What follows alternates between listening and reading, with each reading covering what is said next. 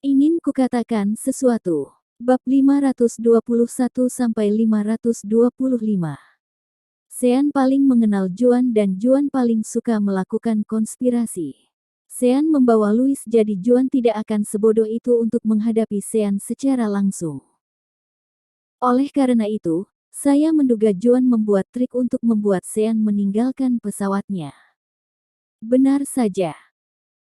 Ketika Sayang kembali dari gunung, dia mendapati orang-orang Juan sudah menghabisi para penjaga yang ditinggal Sean, dan satu persatu menaiki Zephyr 3-nya. Sial. Sean buru-buru bergegas dengan kecepatan penuh.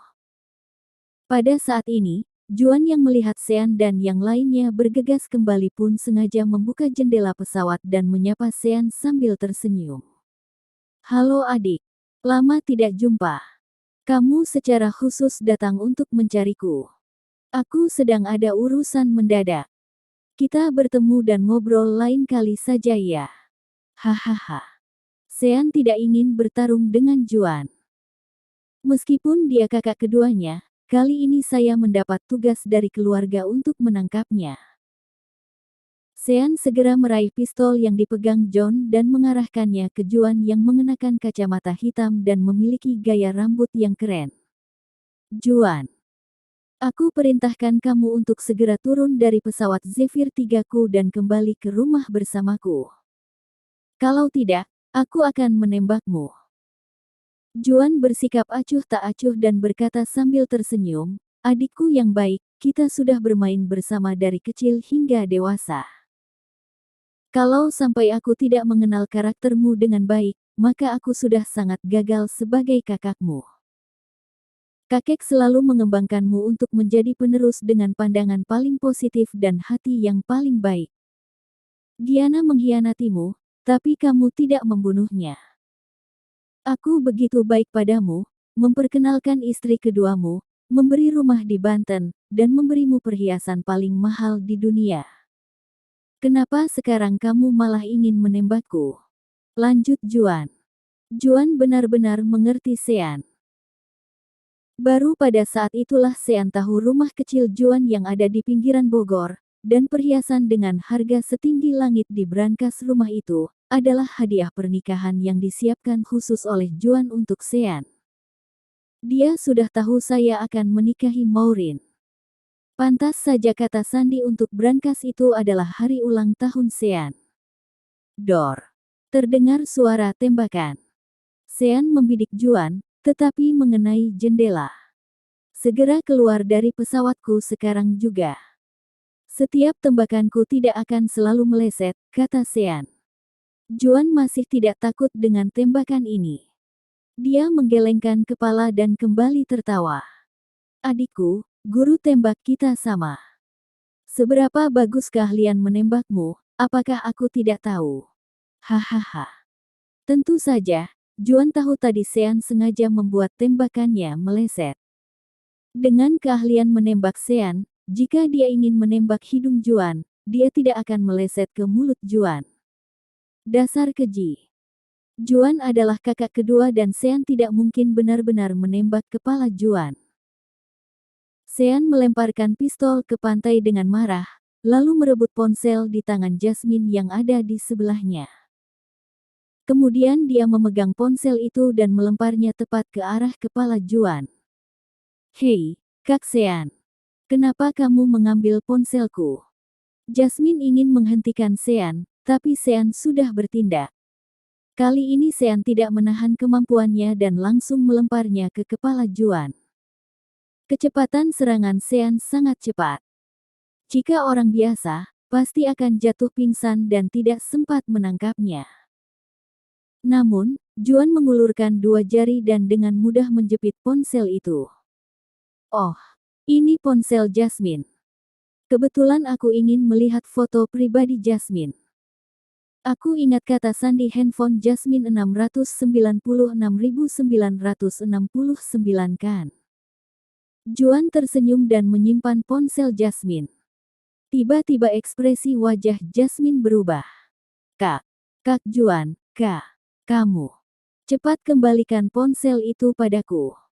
Kakak tidak diizinkan melihat foto-foto.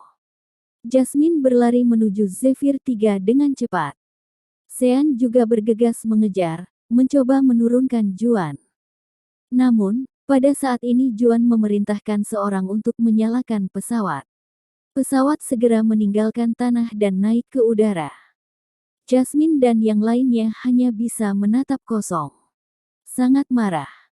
Juan, kamu ngan. Kamu juga punya Zephyr 2. Kenapa merampok milikku? Juan menjawab dari tempat yang tinggi, sebagian dari pesawatku dirusak oleh seorang jalang. Sekarang ada di dalam hutan Pulau Kematian. Aku pinjam dulu pesawatmu, sementara pesawatku, bantu aku sekalian untuk memperbaikinya. Kembali. Kamu mau kemana? Ada banyak hal yang ingin aku tanyakan padamu. Teriak Sean. Mari kita bicara ketika aku punya waktu. Aku sibuk mengurus seorang gadis kecil. Dia benar-benar bidadari. Nanti aku akan mengirimkan fotonya padamu, kata Juan. Oh, ngomong-ngomong Cynthia-mu aku tinggalkan untukmu di villa yang berada di puncak gunung. Pergilah padanya, sampai jumpa. Setelah berbicara, Juan menutup jendela pesawat, dan pesawat terbang dengan cepat. Sial. Sean sangat marah. Dia sudah tahu Juan pasti tidak melakukan hal baik dengan menerbangkan pesawatnya. Ternyata mau berurusan dengan gadis di bawah umur. Bukan kali terakhir saya menanggung kesalahan dari orang lain. Selain itu, pesawat Zephyr adalah pesawat top dunia. Siapa yang bisa menghancurkannya? Jalang yang disebut Juan, sepertinya memiliki latar belakang yang tidak biasa. Bagaimana ini, Tuan Muda Sean? Wawan masih di atas. Apa dia akan baik-baik saja? Tanya John dengan cemas. Dia sudah mengenal Wawan begitu lama, jadi dia dan Wawan pun sudah memiliki rasa persahabatan tersendiri. Sean melirik 10 penjaga yang ditinggalkannya, semuanya hanya dibuat pingsan, tetapi mereka tidak memiliki luka yang mengancam hidup. Kakak kedua tidak membunuh orang-orangku. Wawan sangat pintar. Dia akan baik-baik saja, kata Sean. Jika dia menebak dengan benar, sekarang Wawan pasti sedang menjilat Juan. Pada saat ini, Jasmine menarik pakaian Sean sambil terisak. Kak Sean jahat. Kenapa kakak mengambil ponselku dan melemparkannya ke Kak Juan? Jika kakak ingin melempar, kakak bisa mengambil ponsel Kak John atau batu ditanahkan. Di ponselku benar-benar banyak selfie pribadi. Aku juga tidak tahu bagaimana Kak Juan bisa mengetahui kata sandi ponselku. Tamat sudah. Kalau dia melihat semua foto-foto, aku akan malu setengah mati. Saya tampak tak berdaya. Dia tahu Jasmine sangat suka berfoto selfie, sama seperti Juana. Tidak mengambil servis selama 1 hari saja, dia akan merasa menderita. Gadis-gadis bertubuh bagus ini memang sangat narsis. Sebelumnya, ketika saya dan Jasmine pergi ke luar negeri untuk mencari kebenaran tentang kematian Yuda, Sean secara tidak sengaja melihat selfie di ponsel Jasmine. Sebuah selfie Jasmine yang sedang duduk di toilet. Sean tahu pasti ada foto yang lebih terbuka dan lebih berani di ponselnya daripada foto itu. John membela Sean, Nona Jasmine, jangan salahkan Tuan Muda Sean. Tuan Muda Sean melempar Juan dengan ponselmu bukan sembarangan. Dia sengaja melakukannya. Ketika mendengar ini, Jasmine menjadi semakin marah dan semakin menarik-narik Sean. Bagus kamu, Kak Sean. Kamu jelas-jelas ada begitu banyak foto pribadi di ponselku, tapi kamu masih melempar ponsel itu untuk dilihat kakak keduamu.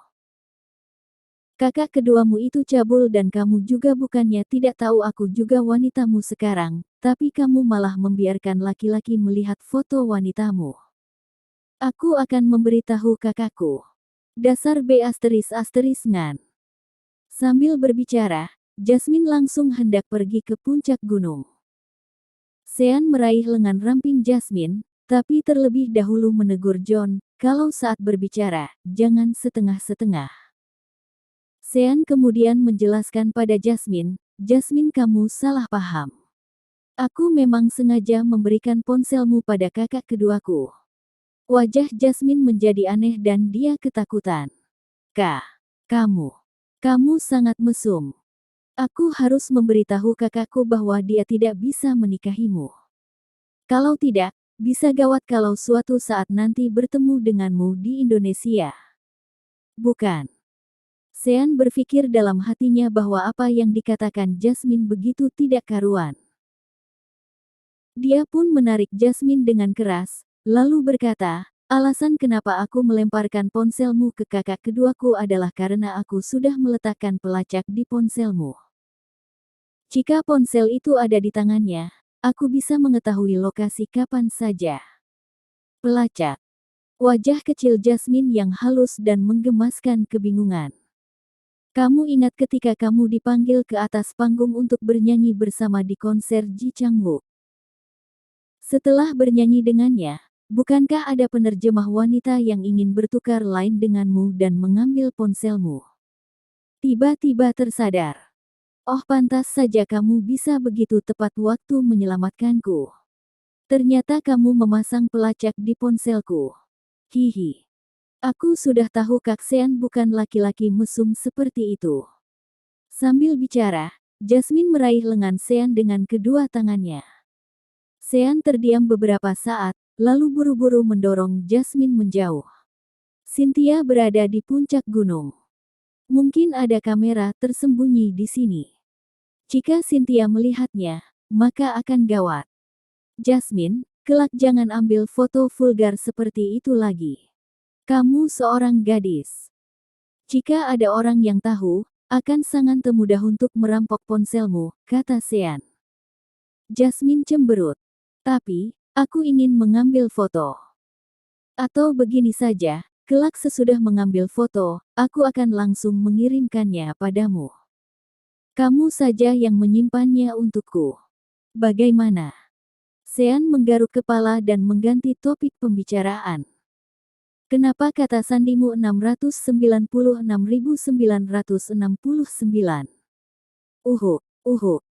Tuan Muda Sean, pertanyaan seperti ini masih saja Anda tanyakan. Nona Jasmine pasti malu untuk menjawabnya. John tertawa jahat. Jasmine berkata dengan wajah lugu, apa yang memalukan tentang ini? Seingatku Kak Sean memiliki sebuah handphone yang kata sandinya 969.696, jadi aku menggunakan kebalikannya. Tiga pria dewasa, Sean, John, dan Louis semua tampak malu. Tetapi, Jasmine, seorang gadis yang polos, masih tidak mengerti di mana letak memalukannya. Tidak lama kemudian, Sean dan yang lainnya tiba di puncak gunung dan memang ada villa tidak tetap di sini. Di luar villa penuh dengan tanaman hijau, rerumputan, bunga dan pepohonan. Villa bergaya Eropa ini sangat indah, terbuat dari kayu dan terasa sangat kokoh. Entah bagaimana caranya Juan membuat villa ini. Tempat yang sungguh indah, ini lingkungan yang disukai Cynthia. Sean mendengar kicau burung. Dia juga melihat kelinci kecil yang lucu berlari di halaman dan melompat ke kakinya. Tiba-tiba teringat villa yang ditinggalinya bersama Cynthia ketika berada di Banten. Villa itu dibeli Cynthia dengan uangnya sendiri. Pada saat itu, Sean sedang hidup bergantung padanya. Belum pernah ada wanita seperti Cynthia yang memperlakukan Sean dengan begitu baik. Ayah. Jasmine berjalan di paling depan dan memanggil seorang pria parubaya yang sedang mengambil air di luar villa. Pria parubaya ini persis seperti Yuda Yandra yang telah menghilang selama lebih dari 10 tahun.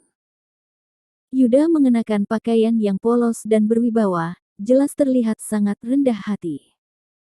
Sean melangkah maju dan menyapa dengan hormat, "Halo Paman Yuda, saya Sean Yuwono." Yuda memandang Sean dengan kagum, dan mengangguk. "Halo." Sean merasa sangat bersalah saat menghadapi Yuda karena keluarga Yuwono membawa Yuda pergi dan membuatnya tidak bisa menemani kedua putrinya. Yuda sepertinya bisa membaca pikiran Sean. Dia pun berkata, "Apa kamu datang untuk mencari Cynthia? Dia ada di dalam. Pergilah menemuinya." Pada saat ini, satu-satunya orang ingin dilihat Sean adalah Cynthia. "Terima kasih." Sean tidak mengatakan apa-apa. Dia menginjakkan kakinya di tangga kayu berwarna kuning dan berjalan ke villa. Ketika membuka pintu villa, terlihat perabotan dengan pengaturan yang sederhana, menyegarkan, dan bersih. Kemudian, Sean melihat seorang wanita dengan pakaian kasual. Itu Cynthia. Pakaian Cynthia sangat biasa saja saat ini. Dia tidak memiliki keagungan presiden direktur wanita yang mendominasi di masa lalu, tetapi menambahkan sedikit kelembutan seorang wanita yang lemah lembut. Setelah sekian lama, akhirnya Sean melihat wajah cantik Cynthia lagi. Seolah-olah sudah mengemudi di terowongan untuk waktu yang lama, kemudian tiba-tiba keluar dari terowongan dan kegirangan karena bisa melihat cahaya lagi. Cynthia mengubah gaya rambutnya. Selain itu, dia jadi terlihat jauh lebih muda. Cynthia. Sean tidak tahan lagi. Dia berlari dan memeluk Cynthia dengan erat. Sebelumnya Sean pernah bertemu Cynthia palsu, tapi dia tahu wanita yang ada di hadapannya ini pasti yang asli. Temperamen yang mulia dari seorang presiden direktur wanita, juga pandangan mata penuh kasih sayang ketika memandang Sean, tidak dapat ditiru wanita lain. Saat melihat Sean, air mata Cynthia mengalir. Dengan air mata mengalir di matanya, Cynthia terlihat semakin cantik dan mendebarkan. Ada begitu banyak hal yang ingin Sean tanyakan kepadanya. Akan tetapi, saat ini tidak ada yang ingin dilakukannya. Dia hanya langsung mencium Cynthia. Cynthia tampak sedikit terkejut. Dia tidak bisa menolak pria yang sangat dicintainya, tetapi 2 menit kemudian, dia mendorong Sean menjauh. "Sean, jangan seperti ini. Kamu sudah punya istri. Nona Maureen akan sangat sedih jika mengetahuinya." Cynthia menyeka air matanya, lalu merapikan pakaian dan rambutnya.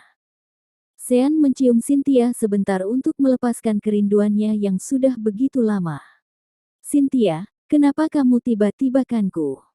Awalnya aku kira kamu diculik. Aku sangat mengkhawatir kamu dan terus mencari-cari. Tapi, aku kemudian melihatmu di pesta ulang tahun Suhendra. Aku tahu kamu jelas-jelas menemui dan menghubungiku. Kenapa kamu tidak menghubungiku?" tanya Sean. Cynthia menjelaskan, "Aku juga tidak berpikir untuk berpisah denganmu. Mungkin ini kehendak Tuhan." Saat itu, kakak keduamu datang ke rumah Bogor untuk mencariku dan bilang kalau dia bisa membawaku menemui ayahku, jadi aku pergi bersamanya. Kemudian, aku bertemu ayahku. Tapi, kakak keduamu bilang, kalau aku ingin bersama ayahku, aku harus meninggalkanmu. Sean sangat marah. "Apa, dasar kakak kedua ngan. Kenapa dia begitu kejam?" Cynthia buru-buru sampai kayak gini, "Sean, jangan salahkan kakak keduamu. Sebenarnya Juan melakukan ini untuk kebaikanmu. Untuk kebaikanku." Sean tidak mengerti.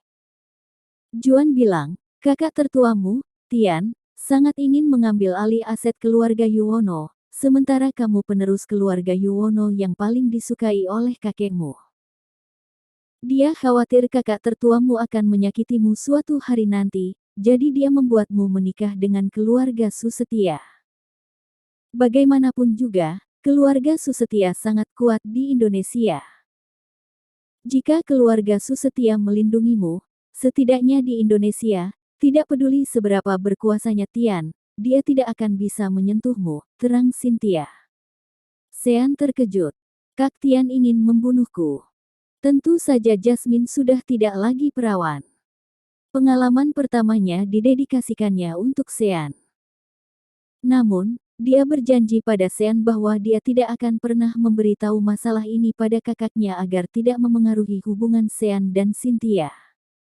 Aku baik-baik saja. Untungnya, Kak Sean, juga Kak John dan Kak Louis, tiba tepat waktu. Kalau tidak, aku akan benar-benar dinodai para bajingan itu, kata Jasmine. Terima kasih, Kak Sean.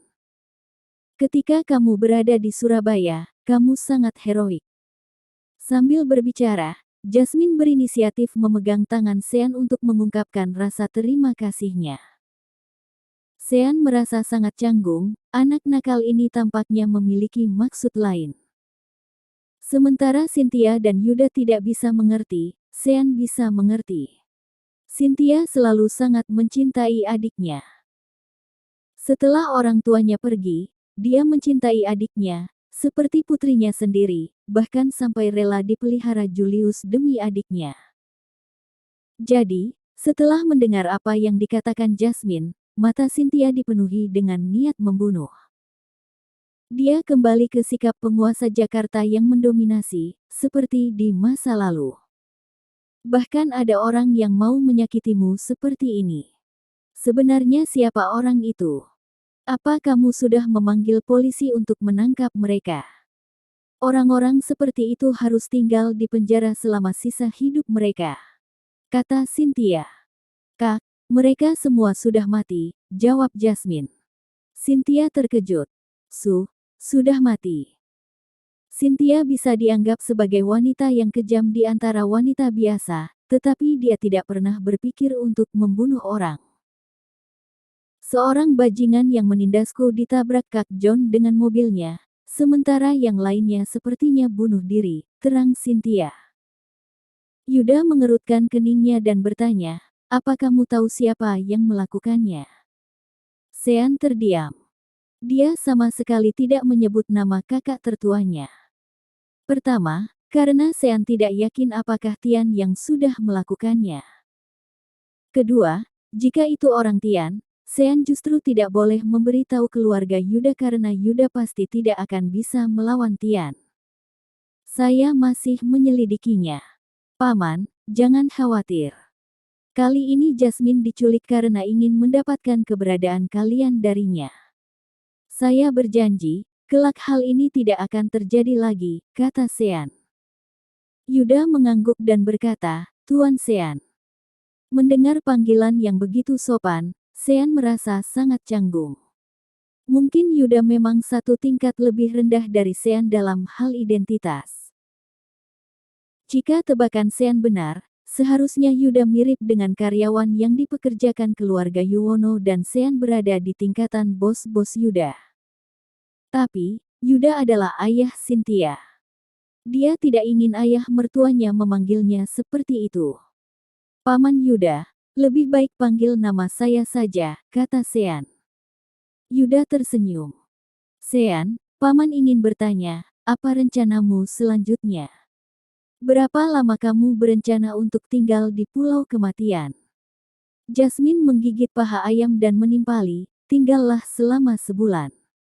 Aku ingin kamu mengajariku berenang. Ketika John membayangkan Jasmine mengenakan pakaian renang, dia segera bersemangat menyahut, Oke. Keterampilan renang tuan muda Sean kami adalah yang terbaik. Sean, kamu berbeda dari konglomerat generasi kedua biasa. Keluargamu memiliki sumber daya dan kekuatan besar yang tidak dimiliki orang luar. Kamu juga sudah tidak muda lagi. Paman rasa seharusnya kamu fokus pada pelatihan pengalaman keluarga, menyelesaikan tugas sesegera mungkin, lalu mengetahui kekuatan dan warisan keluargamu yang sebenarnya. Daripada membuang-buang energi dan waktu untuk urusan pribadi antar anak. Entah, apakah kamu setuju dengan pendapat paman yang sudah tua ini? Kata Yuda. Paman Yuda, saya tidak ingin tinggal di Pulau Kematian terlalu lama. Selama kakak kedua saya tiba di tempat tujuannya dan berhenti, saya akan segera pergi menangkapnya, jawab Sean dengan sungguh-sungguh, sementara Cynthia, aku harap kamu pergi ke Bogor untuk bertemu Maureen dan memperdalam hubungan kalian. Bagaimana menurutmu? Cynthia mengangguk. Oke. Aku juga sangat ingin berkenalan dengan Maureen. Jasmine yang mendengar Sean akan segera pergi pun mendengus dingin. Pergi saja semuanya. Jangan sampai kalian di sini. Aku jadi terus-menerus melihat kalian pamer kemesraan sepanjang waktu. Cynthia tersenyum. Melihat adiknya marah, dia berkata pada Sean, Sean, Jasmine selalu ingin belajar gaya punggung. Kamu sudah menerima pelatihan renang profesional sejak masih kecil. Sebelum kamu pergi, ajarilah dia. Sean mengangguk. Oke. Aku akan mengajarimu setelah makan malam. Ketika Jasmine mendengarnya, dia segera meletakkan paha ayam yang dipegangnya, lalu berlari dan meraih Sean. Aku sudah kenyang. Ayo, ayo. Ajari aku sekarang. Sean diseret tangan kecil Jasmine yang berminyak dengan ekspresi tak berdaya. Hei, kamu sudah kenyang, tapi aku belum. 10 menit kemudian, keduanya mengenakan pakaian renang dan tiba di kolam renang di halaman villa. Sangat jarang untuk dapat menikmati kolam renang seperti hotel bintang 5 di atas pulau kematian. Juan benar-benar tahu cara bersenang-senang. Jasmine mengenakan bikini berwarna kuning. Sosok tubuhnya benar-benar membuat orang mimisan. Namun, meskipun tubuhnya membanggakan, sekujur tubuhnya masih menunjukkan kepolosan seorang anak gadis. Jasmine mengambil tangan Sean tanpa ragu-ragu dan berkata, Kak Sean, cepat ajari aku berenang. Aku ingin belajar gaya punggung. Sean dan Jasmine bersama-sama masuk ke dalam air. Ketika tiba di kolam renang, Sean berkata, kamu harus berlatih mengambang dulu. Kalau matamu melihat ke atas saat gaya punggung, kamu akan mudah tenggelam karena tubuhmu tidak dibuka. Jadi, untuk mempelajari gaya punggung, pertama-tama kamu harus mengapungkan diri dengan wrinkles di atas air. Ya, ajari aku, seru Jasmine.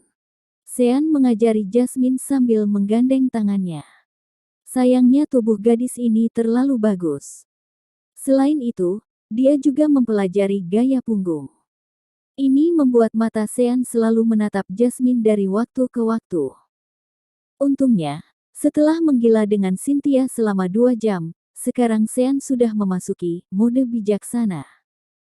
Jika tidak, mana mungkin Sean bisa tahan? Jasmine tidak peduli dan sama sekali tidak curiga pada Sean. Setelah belajar sebentar, dia masih menarik lengan Sean di kolam renang dan bertanya, Kak Sean, kamu benar-benar ingin pergi mencari Kak Juan? Tidak tinggal beberapa hari lagi di pulau kematian. Sean menyentil dahi Jasmine dengan tangannya. Apa kamu bahkan berpikir ingin aku mengajarimu sampai mahir, baru pergi? Kakak ada urusan, menurutlah. Jangan sedih. Jasmine cemberut. Kalau begitu, di pertemuan kita yang berikutnya, bukankah kamu sudah tahu rahasia keluargamu? Ketika Sean mendengar ini, dia tertawa.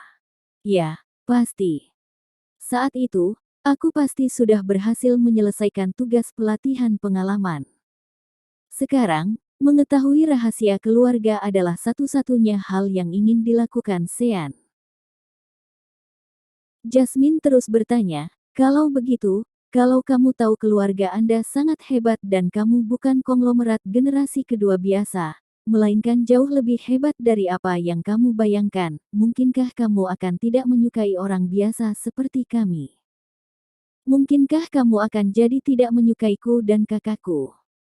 Sean bisa melihat kemungkinan Jasmine menyukainya karena apa yang terjadi di GL8.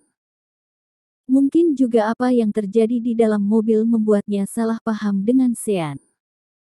Jasmine, aku harus memberitahukan padamu dengan jelas. Aku akan selalu menyukai kakakmu, tapi aku dan kamu tidak akan mungkin, tegas Sean, lupakan apa yang terjadi sebelumnya. Kamu harus menemukan laki-laki yang memperhatikanmu sepenuhnya.